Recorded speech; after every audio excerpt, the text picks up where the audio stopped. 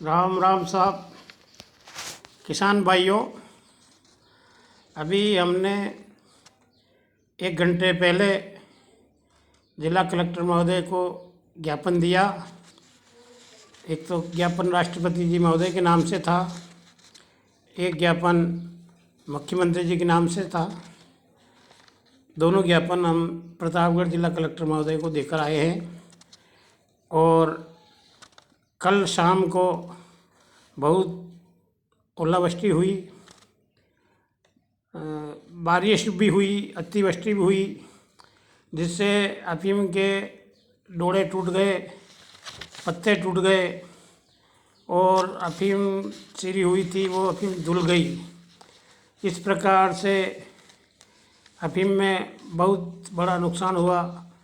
जिला कलेक्टर महोदय ने भी गांव बोरी में आकर के अफीम के खेतों का निरीक्षण किया और इस सब गल भी नष्ट हो गई है, अलसी भी नष्ट हो गई है। अच्छा, मेथी भी जो कटी हुई पड़ी थी तो वो अंकुराई गई है, तो उससे नष्ट हो गई है। और गेहूँ भी जो कटे हुए पड़े थे तो वो भी अंकुरित हो गए हैं। और जो खड़ी फसल थी गेहूँ की वो भी टूट गई है।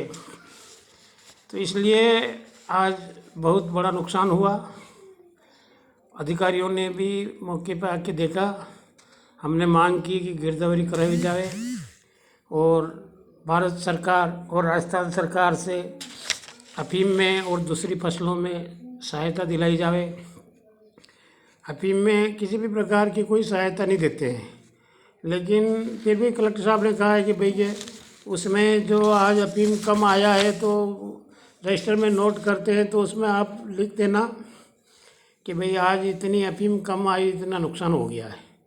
तो हो सकता है कि वो आगे आपको इसका लाभ मिल सकता है।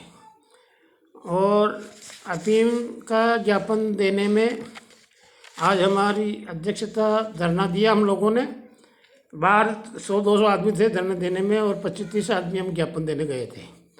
तो धरना दिया तो उसमें आज धरने की अध्यक्षता हमारे दुले सिंह जी आजना ने की और मुख्य अतिथि राम नारायण जाट और मोहनलाल जी कुमावत वकील साहब थे, जो हमारे जिला अध्यक्ष हैं प्रतापगढ़ के। और उपाध्यक्ष, राष्ट्रीय उपाध्यक्ष भगवान सिंह जी ठाकुर साहब जैसे एक सरपंच साहब हमारे सुहागपुरा के गोपीलाल जी सरपंच साहब थे। और इस प्रकार से जो किसान थे उनके मैं सबके नाम बताऊँ। राधेश्याम जी राजौरा थे बोरी से, कालू जी मीणा थे सुहागपुरा से, और राजेंद्र जी पाटीदार, कंवरलाल जी गुजर, निरंजन जी कुमावत, भैरवलाल जी पाटीदार, रूपलाल जी कुमावत, गोपाल जी यादव। और जिस प्रकार से हमारे किसान साथी और भी थे, कम से कम 200 किसान थे, और हम लोगों ने धरना देकर के ज्ञापन दिया है और बहुत बड़ा नुकसान हुआ है। हमने अगले साल भी जो खरीफ की फसल में हमारी सोयाबीन और मक्का की जो नुकसान हुआ था, प्रतापगढ़ में 80% नुकसान हुआ है। लेकिन अब आसपास के गाँव में मध्य प्रदेश की बॉर्डर से लगे हुए गाँव है, तो वहाँ तो लोगों को मुआवजा मिल रहा है और हमारे राजस्थान में किसानों को मुआवजा नहीं मिल रहा है। तो इस बात का हमको बहुत बड़ा दुख है कि यदि हमारी सुनवाई नहीं होती है तो फिर हम आंदोलन करेंगे और उसकी जिम्मेदार सरकार रहेगी, क्योंकि सरकार का धर्म है कि वाजिब बात हो तो सुनवाई करनी चाहिए, लेकिन वाजिब बात की सुनवाई नहीं हो रही है। इसलिए हमें बहुत बड़ा दुख है। धन्यवाद। जय जवान जय किसान। भारत माता की जय।